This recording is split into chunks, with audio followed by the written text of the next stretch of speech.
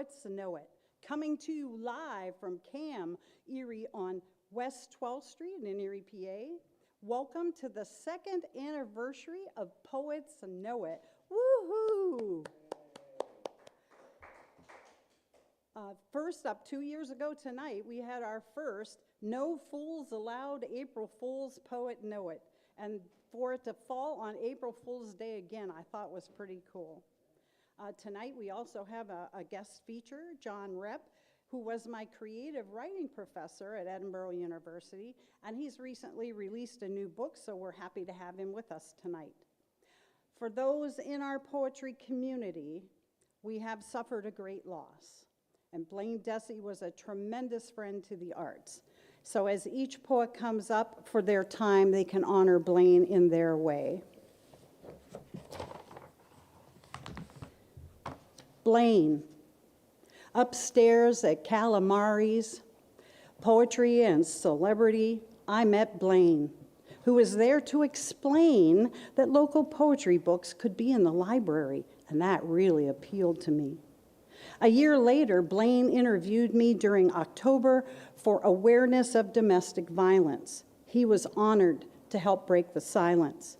And as we began the NWPA, it was wonderful to work together on his passion of bibliography and mine of poetry to help people heal. We saw each other at many artistic venues, and once he said, "I have good news." He was holding a copy of my book, Broken Branches. He had just purchased one of my collections of poetry. Blaine Dessy was one of a kind, friend to all, and I am so sad, and I send my love to Randy. I will miss his wit and those twinkly eyes. Thank you. And then since it's April 1st, and since it's raining, I thought I would do an April poem. April poems, they pop up like daffodils, pushing earth out of the way just for the thrill of being read. They want to stay for years or decades, like an Easter parade, colorful, loud, and proud. These poems keep bursting on the scene, thirsting for more poets to peruse and use them in an April Poetry Month tribute. Thank you. All right, I think we're going to call up our first poet of the night, Mr. Chuck Joy.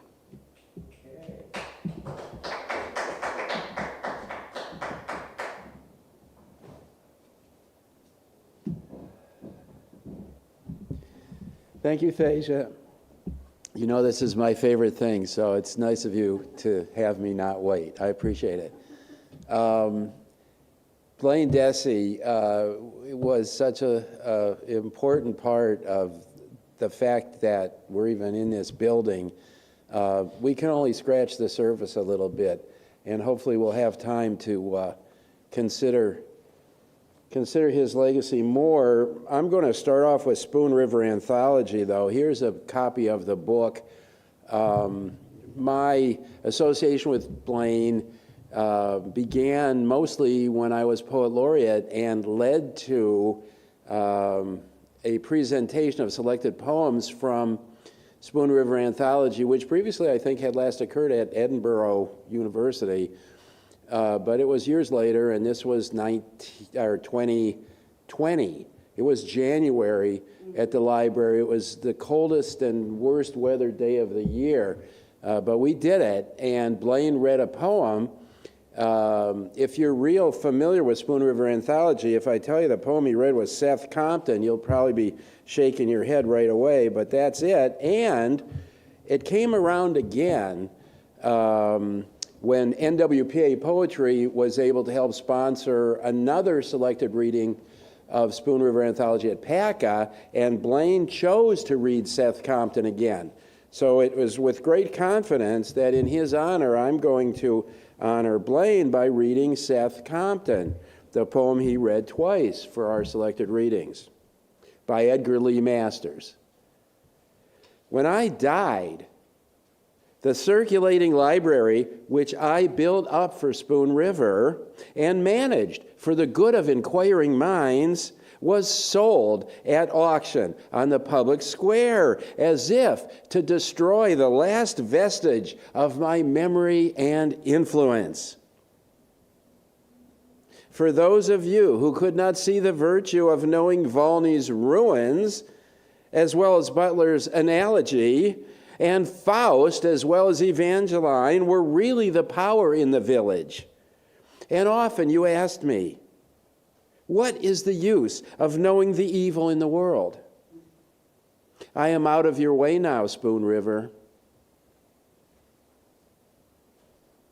Choose your own good and call it good. For I could never make you see that no one knows what is good who knows not what is evil, and no one knows what is true who knows not what is false. Edgar Lee Masters. Now, I will do a fairly typical set now for Poets Know It. And I promised Asia I would read this poem. It's a new poem. I posted it on Facebook just a couple days ago, and she read it and seemed to become very excited. So I told her I'd read it here, too. It's a short poem called Last Night.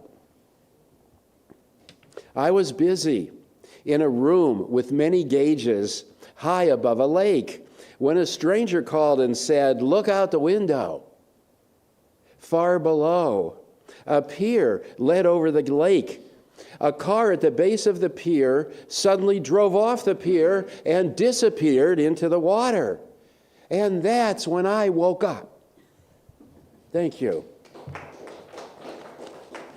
I call that one in a series of, and that's when I woke up poems. So thanks for being here, Thasia. Now, I'm going to conclude with two poems from these two books, and I'm going to demonstrate a wonderful crossover between these two books.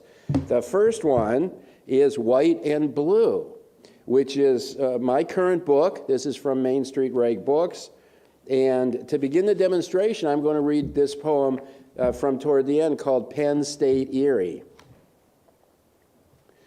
When I found my voice enough to share, I took that poem to Penn State Erie, the Barron College. They were hosting an open mic that night. The very night of the day I called, true story. That poem took me. We had like a date. I found more open mics, took different poems, a great promiscuity. I started attending workshops once for a week. I learned what I could. I needed a poetry group. I found Second Tuesday, where I met Jack Warner. Jack, an entertaining poet, at heart a musician and a farmer and a comedian. I can hear Jack right now cracking a knee slapper. Later still, our poetry group, including me and Jack, invited to perform at that same campus, Penn State Erie, a special event, one night only, the stands filled. We stood on risers like a choir, read our poems one by one. Thank you.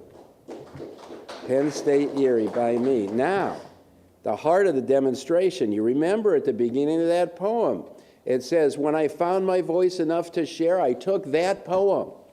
That poem is in this book. Iconic. They wanted something iconic, so I sent another Erie.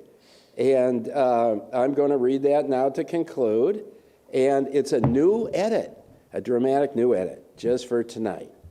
Another Erie. There is another Erie I visit in my sleep.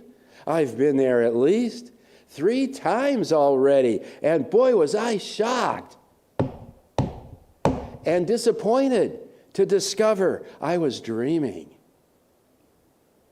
This other Erie, it's intensely urban, thick with people and the buildings where they live, 4, 5 walk-up stories above the well-worn streets. First place there I went was on the east side. This was the shopping district. All kind of stores, women in furs, traffic, taxis. Back again later, still a warm October and another cool neighborhood around the corner from the new car lots on State Street. Dark and smoky restaurants, crowded with nighthawks, discussing the weather, and it was raining. The best part, also the most recently discovered, I found myself uptown around the edges of a big park with benches and pigeons. A park with cobblestones and trees and weeds and pavement. All the people from all the tribes wearing jackets, knitted hats, and scarves in blacks and red. The wind blowing fallen leaves and music. Across the street, a row of steamy bars, one called the Heidelberg, and it looked perfect. A place for sandwiches and beer delivered by beefy waiters wearing frowns and aprons. Meet me there. Thank you. Thank you, Thasia. Another month of sandwiches. You have to wait another whole month, huh? Yeah. All right, I'm going to do a couple here, and then our next one up will be Greg. I'm going to save that one for last. This is out of my book, Broken Branches. This is the one that Blaine bought somewhere else and was carrying when I saw him that night. This is a true story. I am still friends with one of these girls to this day. We've been friends since second grade. The note. In 1968, my two girlfriends and I stood on the corner outside of school the last day of classes. We joked about going to school in 1969. We huddled together and carefully unfolded the note. The paper was pressed in half lengthwise and then in half lengthwise again. Bobby had then taken the long, thin column and creased it triangularly all the way up the long, crisp, crinkled white paper formation, and then finally tucked that last quarter inch inside itself. After taking her time undoing as to not tear the precious piece, Charlene smoothed the lined notebook paper across her thigh with her hand, and finally, after inhaling deeply, she repeated what she read. Charlene, I really like you, Bobby. We giggled like schoolgirls because, after all, we were. And I remember this some 50 years later, and I wonder, will a girl from today remember a text the same way?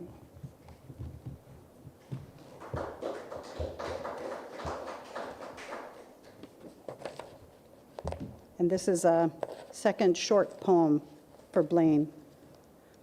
Patron of the arts, dedicated to order and recognition, bibliographies concise, to record Erie's authors and poets, bright, shiny eyes, sharp-dressed man, tried and true. To Randy, we all miss him so much already. Blaine Dessy, we love you. All right, next up will be Greg.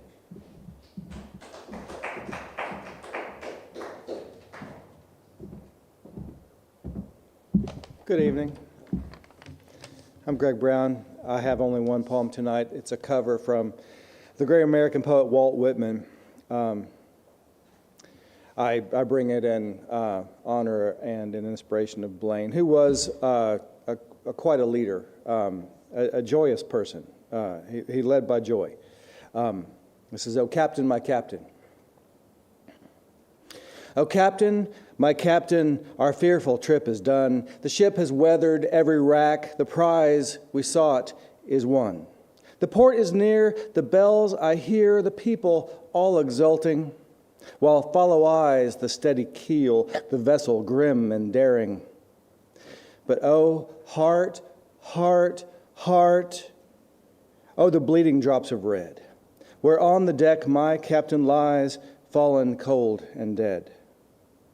Oh, captain, my captain, rise up and hear the bells. Rise up, for you the flag is hung, for you the bugle trills.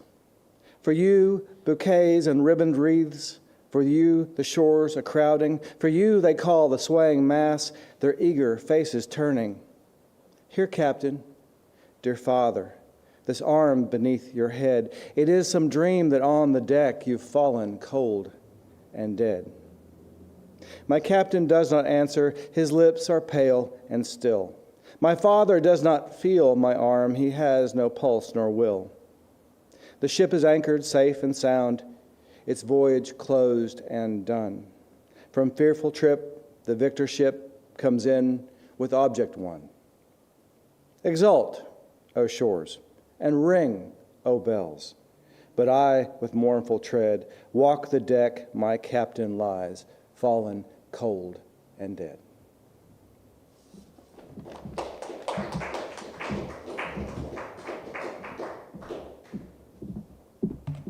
Thank you, Greg. When Chuck was referring to me liking his new poem, the day he posted that about having a dream, that same night, waking up to the next morning, that same span of time, I had a dream that I was being chased. I was in my little car driving, and I was being chased, and I was zigzagging on all these roads, and finally I was on this straight shot, and I knew that if I continued on this road, that I was going to end up on Route 5 and could turn left and get back to Erie. So as I'm driving in the deep of night and I'm going up and down these little hills, and I had my window down, and all of a sudden I realized I hear waves really close. So I slowed down going over this last hump, and I was right there at the water's edge. It was going to sweep my car away. I was afraid to back up this little hill because of these bad guys that had been chasing me. So I got out of my car and I picked it up and turned it around, got back in and drove up the hill, and that's when I woke up. So that Chuck and I both dreamed about cars and water on the same, it was just kind of weird. All right, next one up. Let's see. Is that you, Clayton, back there? You want to come up?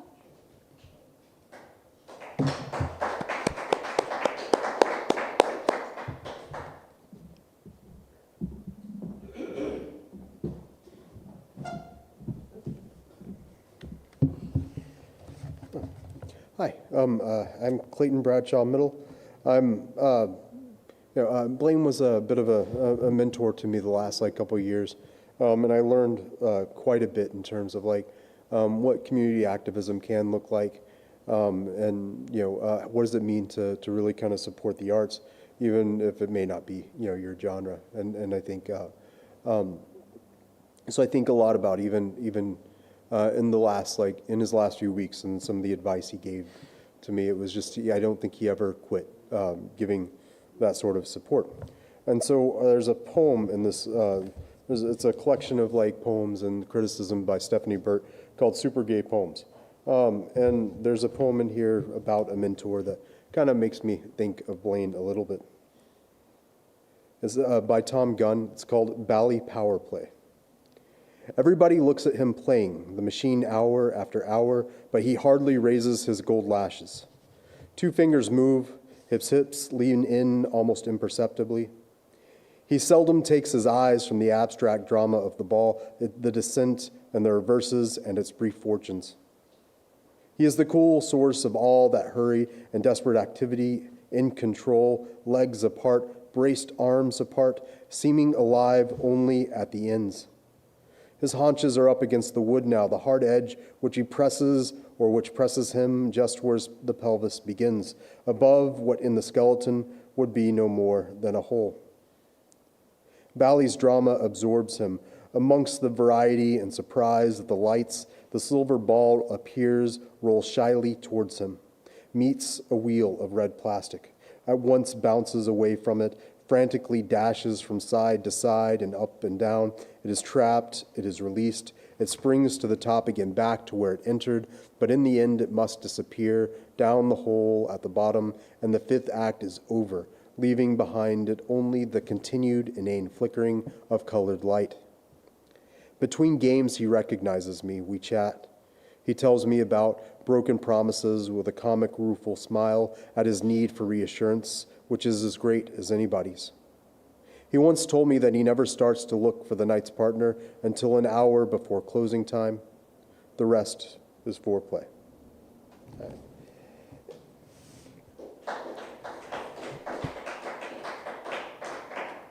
And I've got just a lyric essay, which is basically a poem. This was a poem and then just got out of hand.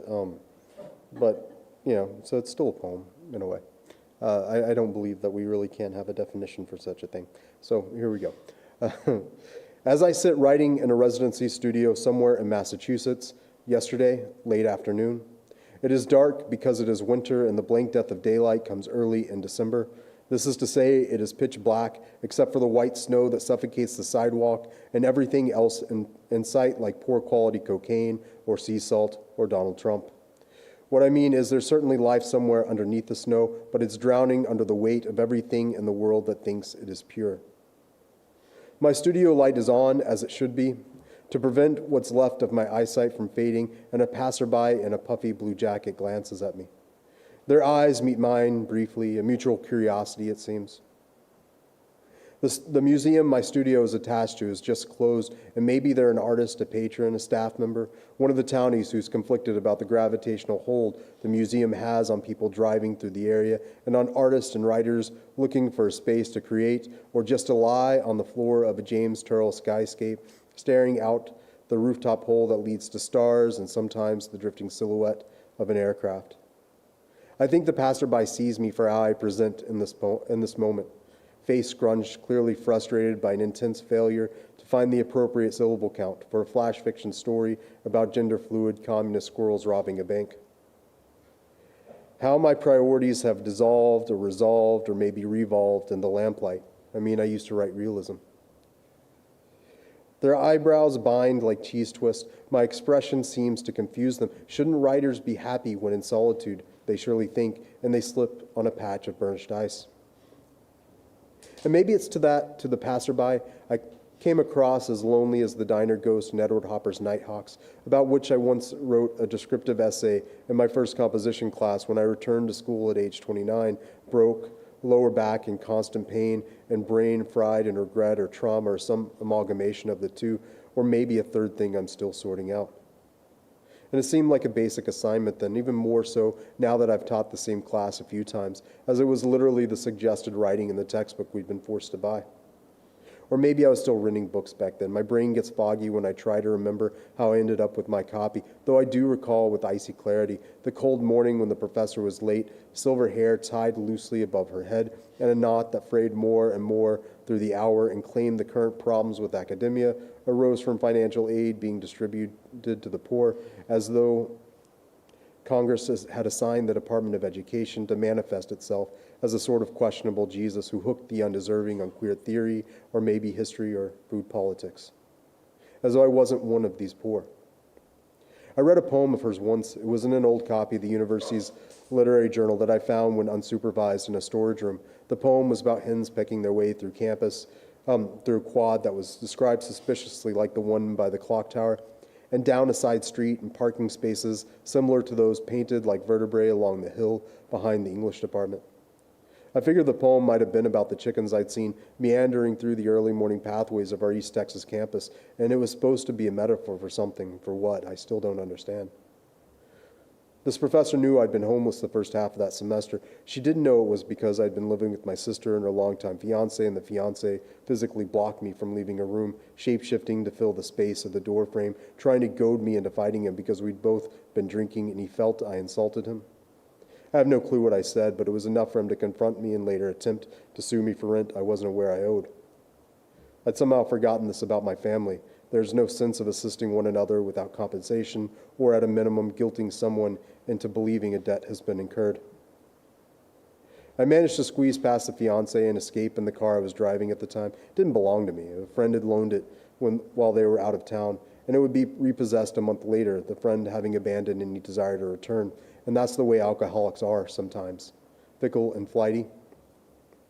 I slept on a work friend's couch until I could afford an apartment on my own after the GI Bill kicked in to supplement my student loans. But the professor couldn't know this part, why I was homeless. That would be revealing too much to someone who could hold it against me during grading, but she knew I'd asked about how to find campus housing, knew I wasn't always rested or showered or in clean clothes or completely uninebriated, knew the smell of beer in my morning sweat. And when she said that about educating people in poverty, she had to have known I was poor, even vulnerable. Vulnerable. Vulnerable like the passerby who slipped on the sidewalk and now stands right back up, brushing the snow off their jacket and brown pants, a grimace tensioning in their lips, cheeks, and forehead. The passerby who now views me under what they likely in their newfound concussive state believes to be the fluorescent halo that belongs to mysterious writers in white-walled solitude.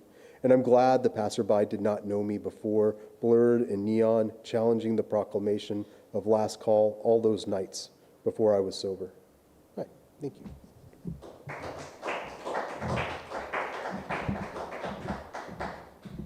Thank you, Clayton. One last one I see in the back is M. Scott Douglas. You coming up tonight? Okay, and then we'll move on to our feature.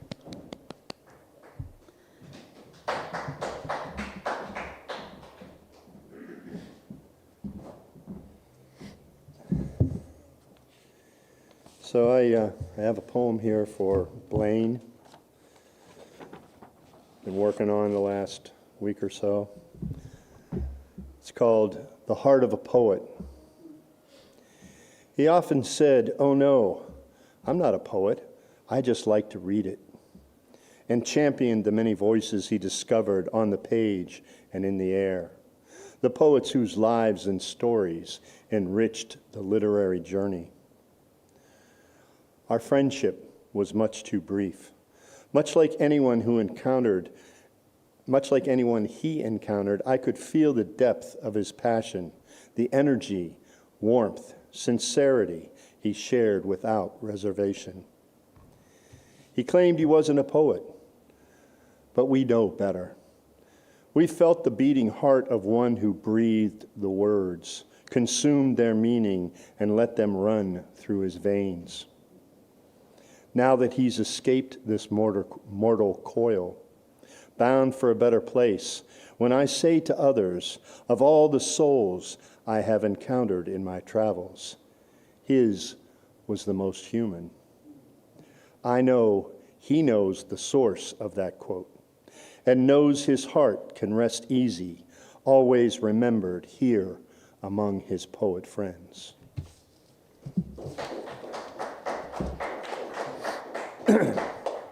Now, I came prepared to read that, and then I had other stuff I was going to read, and I was going to read from North Coast Voices. I picked a couple out there, but this is my second time around living in Erie.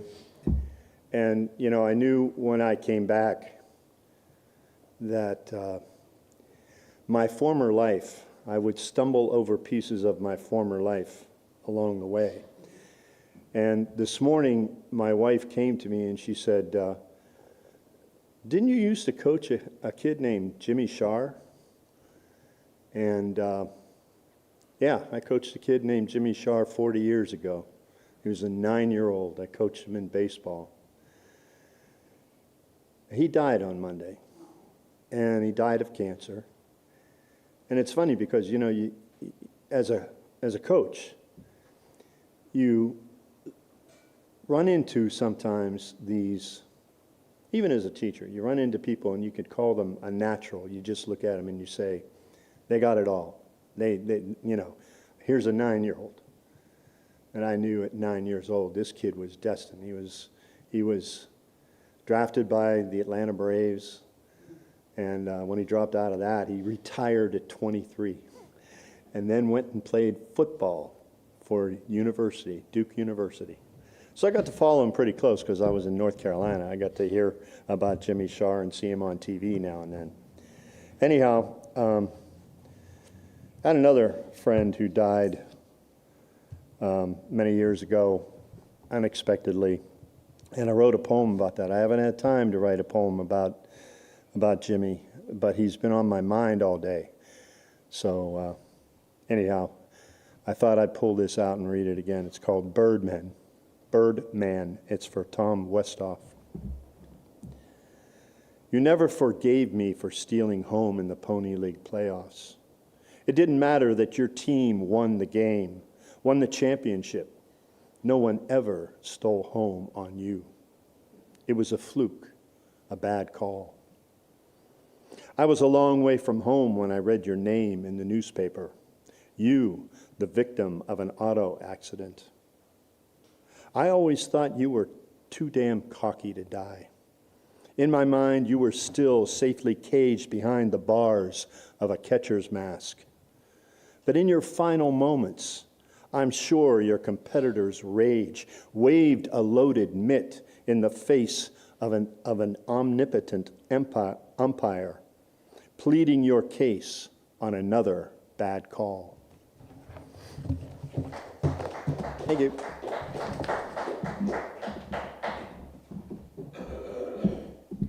Well, here we are on Poets Know It on April Fool's Day and our second anniversary, and it's time for me to call up John Repp. I went back to college at 55 years old and graduated at 60, and so I was about 57, 58 when I came across John Repp in his creative writing class. And you can imagine being older and have a brain injury, and I'm carrying around 50-pound book bags, climbing up and down stairs. I wasn't feeling like I was anybody special. All these young kids are sailing by me, and they're just, full of life. Anyway, I came into John Repp's class, and I felt heard for the first time in my whole journey on Edinburgh campus. So here's John Repp.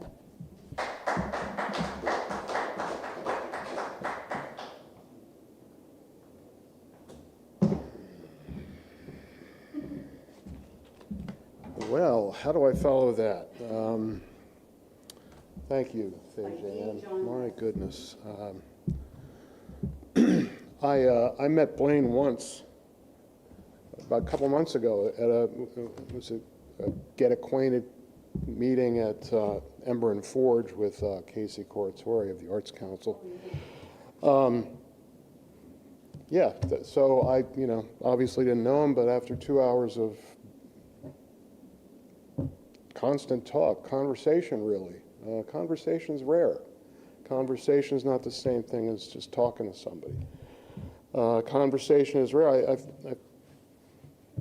think we hit it off. And all it took really for me, he was charming, funny, is that he's a reader. He was a reader, a bibliophile, a lover of books, which to me is pretty much enough. So I'm going to give a shot at reciting. I think I know pretty sure he would have known that he knew this poem. This is give a shot at this. This is Shakespeare's Sonnet 29. When in disgrace with fortune and men's eyes, I all alone beweep my outcast state, and trouble deaf heaven with my bootless cries, and look upon myself and curse my fate, wishing me like to one more rich in hope, featured like him with friends possess, desiring this man's art and that man's scope, with what I most enjoy, contented least. Yet in these thoughts, myself almost despising, haply I think on thee, and then my state, like to the lark at break of day arising, sing hymns to heaven's gate, sing hymns at heaven's gate. For thy sweet love remembered such wealth brings, that then I scorn to change my state with kings.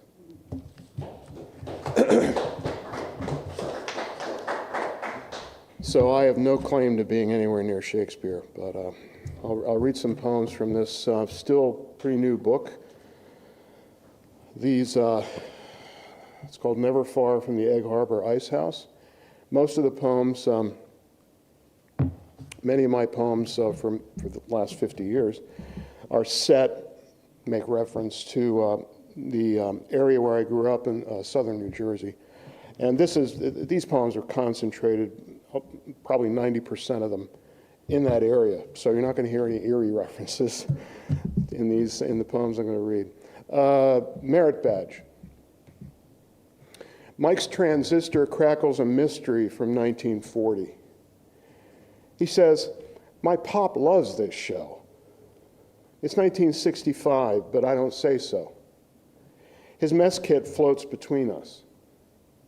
After Kirchner paired up the troop for bare-knuckled bouts round the fire, my 3 uphill punches landed in the air beneath Mike's chin. So he kicked my legs from under me. Then the rain came again. Lard-ass me, Swamp Thing him. I rattled a dead flashlight. The radio sells Scrapple. Mike can't read a compass. I can't swim. The boxing bored Kirchner, so no one earned dinner. But you can't expect better when you fail to lash a lean-to, fail to orienteer, fail to work flint and tinder, fail to march by the left flank, march by the left flank, march, in the black rain that rivers among the pines. The pain in my bladder is biblical. Kirchner hates what pathetic excuses we are. I like combat. Mike says the gallant men look like his pop's old platoon. I can't explain Boy Scouts to my son. Why did you do what you hated? What an adventure, the soaked sleeping bag, its plaid flannel, its leaky, vulcanized shell, the stink of boy sweat and mildewed canvas. I split the sleeve of saltines my mother zipped in a bank deposit pouch. The organ deepens the mystery. Mike gives me his canteen, and I give him the crackers, a slice of cheese, half the chocolate bar I've been hoarding.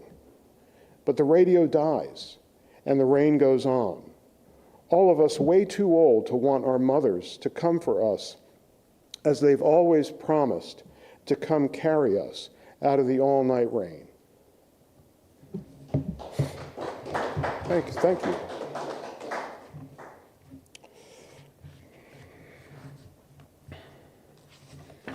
Names and places.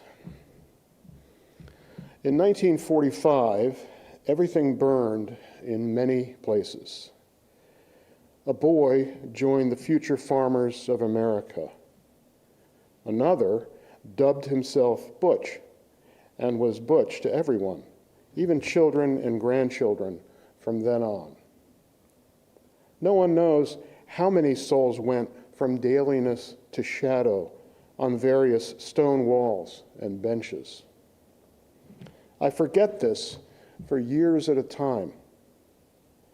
I refuse to name the places where everything burned. Blossoms unfold each spring everywhere. Photographs make it seem normal. The boy never farmed. His mother cooked chicken and dumplings whenever he asked. 99.9% of the souls ever to live never ate dumplings. Spirochettes are sometimes the price of ecstasy. An ex-Marine named Jimmy in a place I refuse to name gimped behind a lawnmower 8 hours a day and drank a quart of vodka every Saturday, saying, "Okinawa didn't kill me, so what's a little hooch?" Butch was a happy man, especially brushing lacquer on a balsa wood model or pitching woo, though Anita needed no convincing, or tuning the shortwave to the BBC. Sorrow isn't enough. Butch knew what to bayonet meant and liked to pantomime it. Chicken farms by the score or the million. Ash. Happiness is possible. Love seizes the content and the bitter in nameless places everywhere.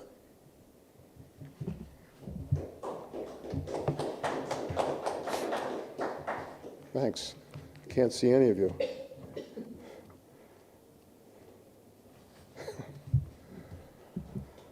The title of this poem is something, obviously we all know. You never know when or what's going to prompt a poem, how many years it's going to take for a poem to come out of whatever the prompt is. Anyway, this is something a good friend of mine said to me many years ago. That's the title of the poem. It goes on from there, obviously. The last time I went fishing was the last time we went fishing. I don't remember us ever fishing. I remember talking about fishing, and that time I dropped by the house, and Denise said, chuckling her Elmer Fudd chuckle, "He's out the spillway thinking straight," whatever that means. So I found you, and we killed mosquitoes and smoked up. The air all marsh funk, frog loud, cattails and sawgrass silhouetted against the horizon. Your rod tip nodding, almost no words. My dad's insurance payout boat with the twin Chrysler 350s. I remember Dave and I braced at the stern, bouncing bait off the bottom. Dad, bald Zorro in a scale-flaked bucket hat, cocking an ear. His gorgeous Fenwick a fencing foil carving Z's in the air. That hairy piston of an arm levering each flounder, thick as his spread hand, broad as a dinner plate, into the cooler to slap a few times while Dave and I clapped and caught nothing. I think Dad did that Errol Flynn thing with the rod for our benefit. He could be like that sometimes. It could have been the other Dave that day, but never CJ or Dan. You and I never fished. But I remember the time we didn't know we'd left the food and water home till we pitched the tent after dark. So we hiked to Chatsworth at dawn, eating snow, you snarling, me ranting innocence, the pines thinning at last, the cold briny and metallic, then the crossroad and Busby's, the throaty wood stove, the borrowed dime that bought Joni's voice, she and Denise pulling up an hour later for smoky, salty kisses. Then the drive home, the feast of bologna and snack pies I'd begged for, the story of our doings, all down 206 to Buna, the Big Bend right to Wheat, the naps in our gimcrack homes. No one could forget that.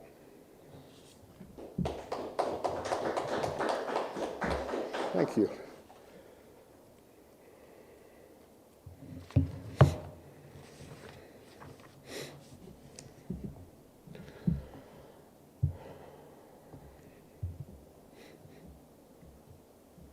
This poem refers to a phenomenon, a time that, forgive me, but judging from appearances, some of us will remember. Very much include myself in that. Plans. After the salesman had gone, under the fluorescent ring, buzzing like a hoarse child, shrouded in the fume of a fresh cigarette, our father mulled the bomb shelter we could maybe think about affording. Schematics, easy payment plans, reputable local contractors, two of whom he'd known since second grade, and doodled us five inside the design that looked best. But my God, even spread out over 10 or 15 years, the cost of concrete and steel alone could double our bungalow's footprint on the fill a builder would need to test for sufficient density. And the supplies, for how long? 3 kids with nothing to do? Hun, we don't have to, our mother said, resting one cheek on a fist, the 3 of us itching to go watch TV. He'd planned, post-holed, sawn, shoveled, hammered, raked, pipe wrenched, and bolted everything but the house itself, none of which would come home to us till long after, how to put it? My father's hands knotted and unknotted near an iron sink piled with pots and plates 60 years ago. The rockets and jets aimed at every last us, permanent as lust.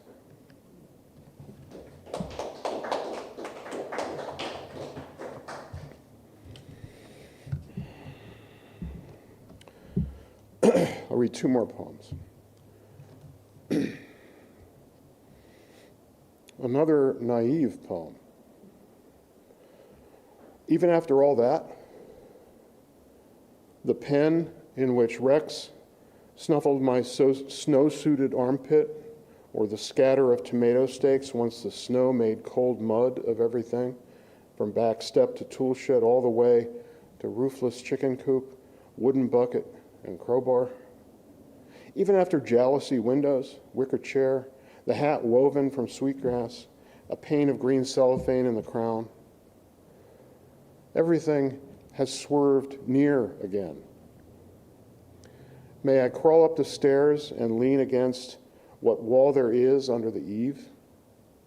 May I pluck burrs from my socks and pick blackberries for the cream and scrub the tiny spikes from the cucumbers? No? After all that's happened, I should know not to ask, should swallow this sour bolus of so what, and trudge on, good soldier, good burgher, good stoic, good man and true. Look, I've put the pencil down. Both hands lie open.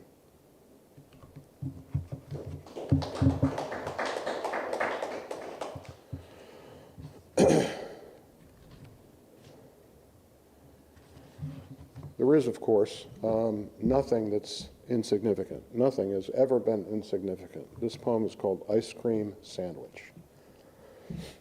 Consider how the ice cream sandwich obliterates the memory of all previous ice cream sandwiches. Consider the ice cream itself, the skin that grew during months of storage. Consider how each bite threads fault lines through both chocolate rectangles. Consider the blast furnace day that shot the ice cream sandwich from the freezer. Consider the miracle of the freezer and the ice cream and the stars too, the stars that aren't stars, but galaxies.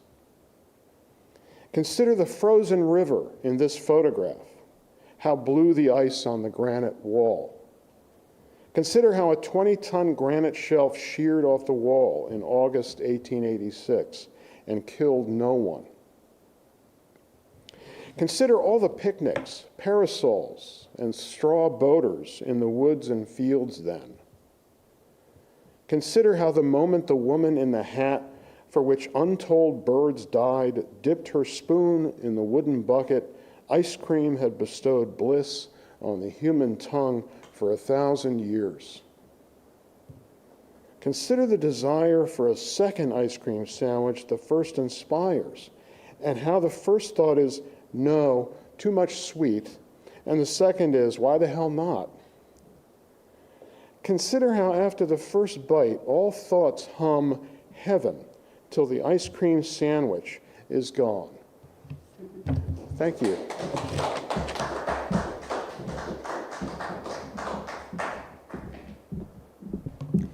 Thank you so much for being here tonight, John. I appreciate it very much.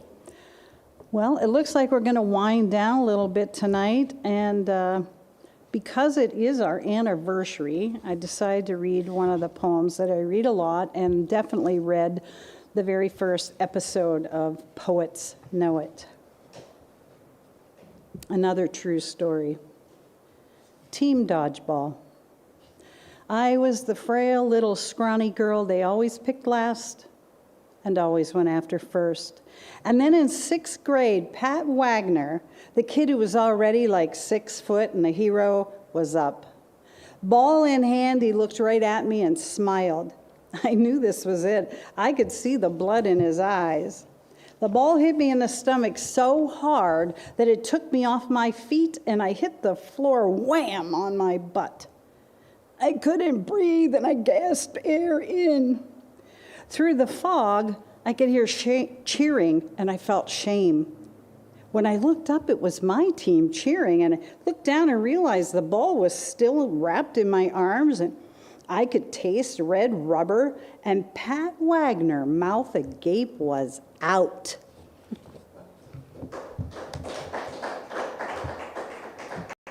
So we seem to be at the end of our poetry time this evening. This show is for you out there in the audience. You can come in any one of our shows, which is always the first Wednesday of the month, 5:30. Come in, sit in the audience and listen. Bring your poems. When you get brave enough, you can come in and join us. You can watch us at home. So this is for everybody who enjoys poetry, not just for us few. Next Poets Know It is May 6th at 5:30, and we will see you then. And until then, this is Poets Know It, and we are out.